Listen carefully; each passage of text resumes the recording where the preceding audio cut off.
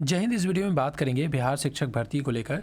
देखिए, अब शिक्षकों के लिए जो शिक्षक अभ्यर्थी हैं उसके लिए काफ़ी अच्छी खबर है कि अब उत्तर प्रदेश में भी आपको लगभग 75,000 जो है वैकेंसी आपको जो है आ रहा है और उसका जो है आपको नोटिफिकेशन मार्च में देखने को मिलेगा। तो काफ़ी अच्छी खबर है। जो उत्तर प्रदेश से हैं वो लोग वहाँ पर ही अपना जो है सरकारी शिक्षक बन के अपना जीवन यापन कर सकते हैं। और रही बात यहाँ पर बिहार में, तो बिहार में तो आप सभी को पता है कि बिहार में नौकरियों का बहार है। तो TRE 4 का आना भी अब जो है कन्फर्म हो चुका है कि TRE 4 अब 100% आएगा। बीच में कुछ दिन पहले क्या हुआ था कि उसमें काफ़ी ज़्यादा संशय बना हुआ था कि TRE 4 आएगा या नहीं आएगा, लेकिन अब श्योर है कि TRE 4 आएगा। वहीं पे बात करते हैं, काफ़ी लोगों को डाउट होता है कि सर क्या जो इसका रिक्वायरमेंट होता है, प्रोसेस क्या है, उसके बाद किस तरह से जो क्वालिफिकेशन चाहिए होता है। तो ये छोटा सा वीडियो में हम लोग देखेंगे। ये ऑफिशियल आपको जो है नोटिस है TRE 3 के समय का, और इसमें कुछ चेंजेस नहीं होने वाला है। ठीक है, हाँ, इसमें जैसे चेंजेस होगा कि इसमें एज लिमिट को जो है बढ़ाया जाएगा। ठीक है, एज रिलैक्सेशन नहीं दिया गया था TRE 3 में, लेकिन TRE 4 में जो है आपको दिया जाएगा। और हो सकता है कि ज़्यादा चांसेस है कि इसमें आपको जो है डोमिसाइल भी लाया जाए, यानी कि 10% या 15% जो है सीटों को रिज़र्व रखा जाए अदर स्टेट के लिए, बाकी जो है सीटों को रिज़र्व रखा जाए बिहार के छात्रों के लिए। ठीक है, तो हम लोग देखते हैं। अगर आपको इसमें से कोई भी डाउट होगा तो कमेंट करके पूछिएगा। सबसे पहले अगर हम लोग बात करते हैं, देखिए 1 to 5 के लिए, तो 1 to 5 के लिए आपको पता होगा कि आपको सीटेट पेपर 1 चाहिए और साथ में DLED चाहिए। ठीक है, अब देखिए जो NIS वाले हैं वो लोग भी एलिजिबल हो चुके हैं फॉर्म फिल करने के लिए। तो आप फिल कर सकते हैं अगर आपने NIS से किया है तो। ठीक है, और रही बात, देखिए अब B.Ed वाले, तो B.Ed वाले एलिजिबल नहीं है 1 to 5 के लिए फ़िलहाल। बाद में अगर सुप्रीम कोर्ट का फैसला चेंज होता है तो वो अलग बात है। ठीक है, तो हम लोग एक एक करके देखेंगे 1 से लेकर 12 तक का क्या क्या रिक्वायरमेंट रहने वाला है। आपने अगर मान लीजिए BCA किया है, BTech किया है, ठीक है, BBA किया है, कोई भी आपका जो क्वालिफिकेशन है, तो आप ये पूरा वीडियो को देखिएगा। थोड़ा सा लंबा होगा तो फिर आपका जो है डाउट खत्म हो जाएगा। ठीक है, तो सबसे पहले हम लोग बात करते हैं 1 to 5 को लेकर। तो 1 to 5 में पता ही होगा आपको क्या चाहिए, सीटेट पेपर 1 चाहिए क्वालिफाई करने के लिए। और यहीं पे बात करते हैं मध्य विद्यालय यानी कि 6 to 8 के लिए। तो 6 to 8 के लिए आपको, जिसको हम लोग मध्य विद्यालय बोलते हैं, 6 to 8 के लिए आपको सीटेट पेपर 2 क्वालिफाई होना होगा। ठीक है, सीटेट पेपर 2 अगर आप क्वालिफाई हैं अपने सब्जेक्ट के अनुसार तो आप एलिजिबल हैं। और बात करते हैं यहाँ पे माध्यमिक यानी कि जिसको हम लोग TGT यानी कि 9 से 10 भी बोला जाता है, तो उसके लिए आपको एस्टेट पेपर 1 क्वालिफाई होना होगा अपने सब्जेक्ट के अनुसार। तब जाके आप जो है TGT का टीचर बन सकते हैं। यानी कि बिहार में सरकारी स्कूल में 9 से लेकर 10 तक जो है आप जो है 9 और 10 के लिए सरकारी टीचर बन सकते हैं। अब उसके बाद यहाँ बात करते हैं विशेष विद्यालय अध्यापक का भी वही सीन है। उसके बाद उच्च माध्यमिक विद्यालय जिसको हम लोग 11-12 बोलते हैं, PGT। ठीक है, पोस्ट ग्रेजुएट टीचर। और इसके लिए अगर आपको एस्टेट 2 पेपर होना चाहिए, एस्टेट पेपर 2 क्वालिफाई होना चाहिए। और ठीक है, एस्टेट पेपर 2 के लिए आपको क्या होना चाहिए, PG होना चाहिए। PG अगर आप क्वालिफाई हैं, PG किए हुए हैं, उसके बाद आप एस्टेट पेपर 2 क्वालिफाई हैं, तब जाकर जो है आप 11-12 का टीचर बन सकते हैं बिहार के सरकारी स्कूल में। ठीक है, ये आपको ओवरऑल हो गया। अब हम लोग आगे बढ़ते हैं। जैसे अनुसूचित जाति एवं जनजाति में अगर आप चाहते हैं तो उसके लिए भी अलग सा यहाँ पे लिखा हुआ है। ठीक है, 1 to 5 के लिए वही आपको है, 6 to 8 के लिए भी इसमें भी वैकेंसी आता है, 11-12 के भी आता है। और अभ्यर्थी की संख्या के अनुरूप परीक्षा का संचालन एक से अधिक चरणों में आयोजित किया जा सकता है। ये आपको जो है पता ही होगा कि जितना ज़्यादा सीटों का अभ्यर्थी रहेंगे उस हिसाब से यहाँ पे जो है एग्ज़ाम चलता है।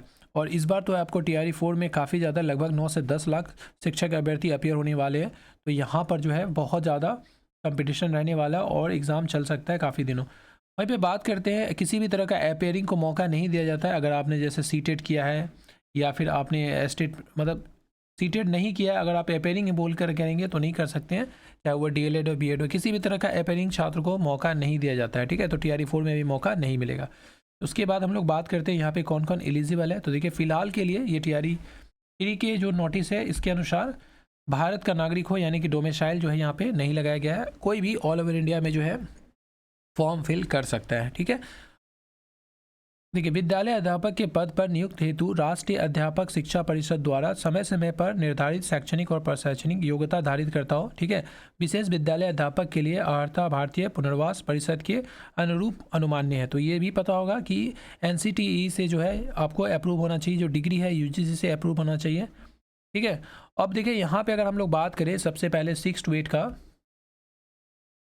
6 to 8 का देखिए यहाँ, सॉरी 1 to 5 का बात करते हैं। देखिए A नंबर में शिक्षा विभाग एवं अनुसूचित जाति एवं अनुसूचित जनजाति कल्याण विभाग के विद्यालय अब अगर आप 1 to 5 के लिए कोई बनना चाहता है तो उसको सीटेट पेपर 1 या फिर बीटेट पेपर 1 जो है क्वालिफाई होना होगा, ठीक है। और 6 to 8 के लिए, 6 to 8 के लिए क्या चाहिए, सीटेट पेपर 2 या फिर बीटेट पेपर 2।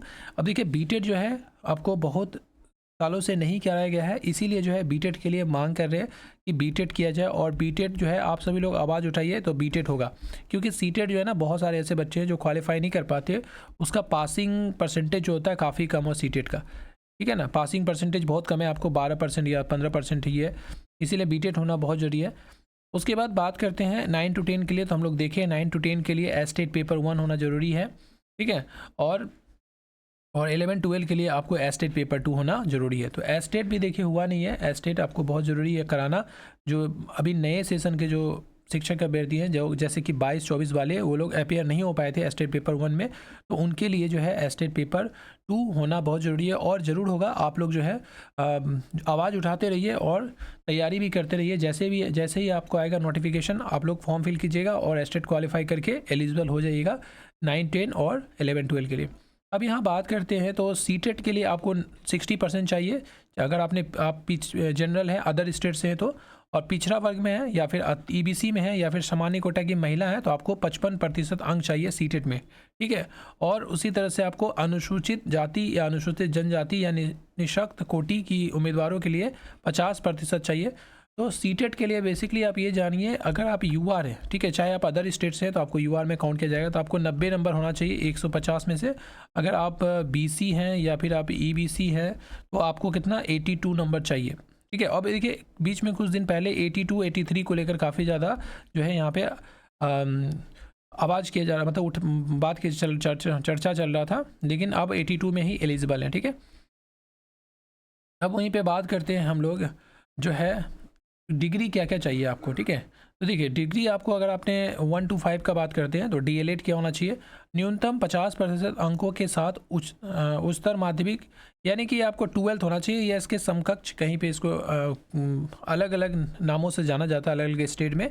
तो 12th लेवल का आपका जो है पढ़ाई होना चाहिए, उसके बाद डीएलएड होना चाहिए, ठीक है, 2 वर्षीय डीएलएड। अब इसका नाम कुछ भी हो सकता है, या फिर आपको जो है न्यूनतम 45% अंकों के साथ, ठीक है, उच्चतर माध्यमिक एवं प्रारंभिक शिक्षाशास्त्र में 2 वर्षीय डिप्लोमा होना चाहिए, जो कि राष्ट्रीय अध्यापक शिक्षा एनसीटीई से होना चाहिए, ठीक है, क्लियर है।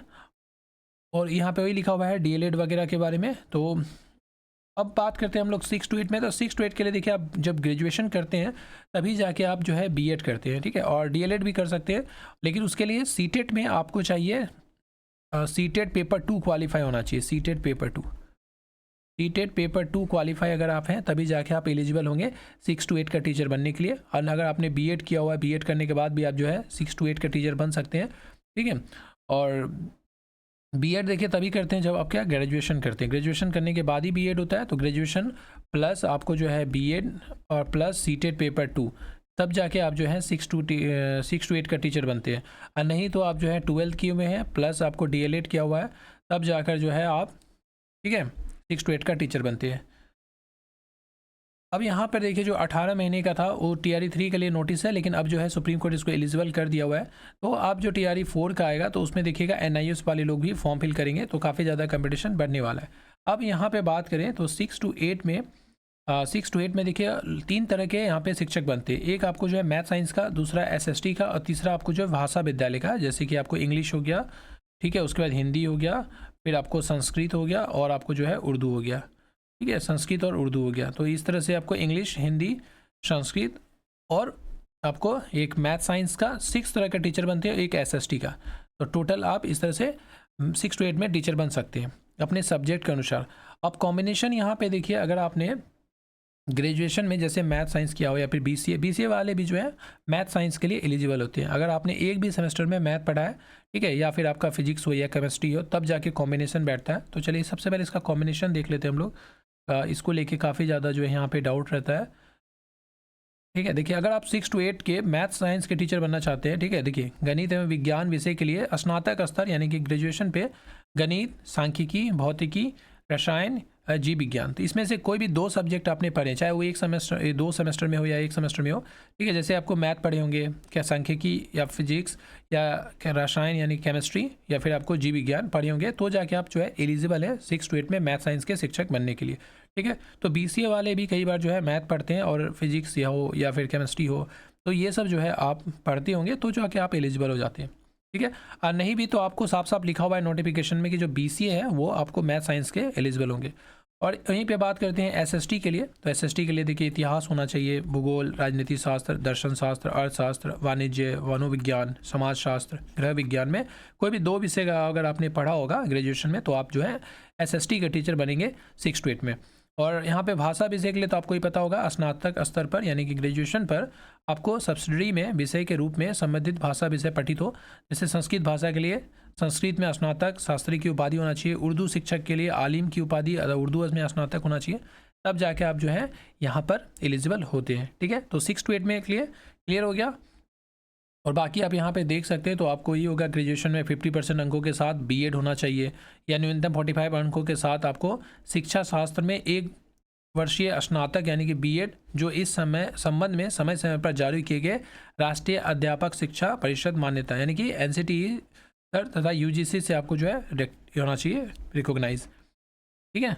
आई होप आपको यहाँ पे क्लियर हो गया होगा। बाकी जो कोई भी डाउट होगा तो आप पूछेगा। वहीं बात करते हैं 9-10 के लिए। तो 9-10 के लिए सिंपली जो है आपको 9-10 के लिए सिंपली आप एस्टेट पेपर 1 क्वालिफाई होना चाहिए। अब मान लीजिए जैसे आप TGT का मैथ का टीचर बनना चाहते हैं, ठीक है, TGT मैथ के टीचर बनना चाहते हैं तो आपको जो है मैथ से एस्टेट पेपर 1 क्वालिफाई होना चाहिए। अगर आप इंग्लिश बनना चाहते हैं तो एस्टेट पेपर 1 इंग्लिश से क्वालिफाई होना चाहिए, ठीक है। तो और PGT का बात करेंगे तो PGT में भी वही है, आपको जिस भी सब्जेक्ट के टीचर बनना चाहते हैं तो एस्टेट पेपर 2 उससे आप जो अगर क्लियर किए होंगे एस्टेट पेपर 2, तब जाके जो है आप एलिजिबल होते हैं PGT के टीचर बनने के लिए, ठीक है। तो इस तरह से आप जो है बिहार में TRE 4 में एलिजिबल हो जाएंगे। अगर आपके पास ये सब क्वालिफिकेशन है तो आप जो है फॉर्म फिल कर सकते हैं। काफ़ी अच्छा वैकेंसी आएगा, 1,40,000 के आसपास आएगा, तो काफ़ी अच्छा सुनहरा मौका है। फिर वहीं पे बात करें उत्तर प्रदेश में भी 75,000 जो है लगभग जो है शिक्षकों की बहाली होगी, जो काफ़ी अच्छा होगा। अगर ऐसा होगा तो फिर बिहार के छात्रों के लिए काफ़ी अच्छा हो। यूपी वाले यूपी में ही रहना चाहेंगे तो वहीं पे आपको कंपटीशन फाइट करेंगे और बिहार के लिए अच्छा होने वाला है, ठीक है। बाकी आप यहाँ पे आप देख सकते हैं, किसी भी तरह का डाउट होगा तो सवाल करके पूछ सकते हैं, ठीक है। और वीडियो काफ़ी लंबा हो रहा है। नेक्स्ट हम लोग जो है पार्ट में हम लोग TGT PGT का हर एक सब्जेक्ट को लेकर जो है हम लोग जो यहाँ पे डिटेल देखेंगे, ठीक है। और बाकी यहाँ पे ठीक है, कंप्यूटर विज्ञान के लिए भी सारा कुछ है यहाँ पे दिया हुआ है। कंप्यूटर टीचर का भी वैकेंसी आने वाला है, तो उसके लेके अगर अलग से कुछ ऐसा नोटिस आता है या फिर उसके लिए अलग से अगर BTED वगैरह किया जाता है तो फिर जो है आपसे के साथ शेयर करूँगा, ठीक है। अब देखिए यहाँ पे एक सवाल पूछा जा रहा है, जो CTET पेपर 2 के साथ क्या आप कंप्यूटर शिक्षक बन सकते हैं, तो वो नोटिफिकेशन में ही क्लियर होगा, ठीक है, वो नोटिफिकेशन में ही क्लियर होगा। बाकी जो मेन था, अगर आपने DLED किया हुआ है, ठीक है, और पेपर 1 CTET पेपर 1 क्वालिफाई है, तभी जाके आप जो 1 to 5 के शिक्षक बन सकते हैं। अगर आपने CTET पेपर 2 और BEd किया हुआ है तो जाके आप 6 to 8 का टीचर बन सकते हैं। अगर आपने एस्टेट पेपर 1 क्वालिफाई किया है तब जाके आप TGT का शिक्षक बन सकते हैं, और अगर आपने एस्टेट पेपर 2 क्वालिफाई किया है तब आप जाके PGT के शिक्षक बन सकते हैं। इसके बाद अगर आपका सब्जेक्ट कॉम्बिनेशन से लेकर कोई डाउट है तो आप सवाल पूछ सकते हैं।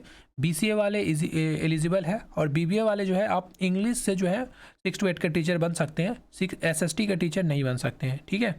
और BTech वाले जो है मैथ साइंस में एलिजिबल है, फॉर्म फिल कर सकते हैं 6 to 8 में। और वही है, अगर एस्टेट पेपर 1 किया तो आप TGT में जाइए, और एस्टेट पेपर 2 क्वालिफाई किया तो आप PGT में जाइए। बाकी किसी भी तरह का डाउट होगा तो कमेंट कीजिएगा, आपको जो है रिप्लाई किया जाएगा।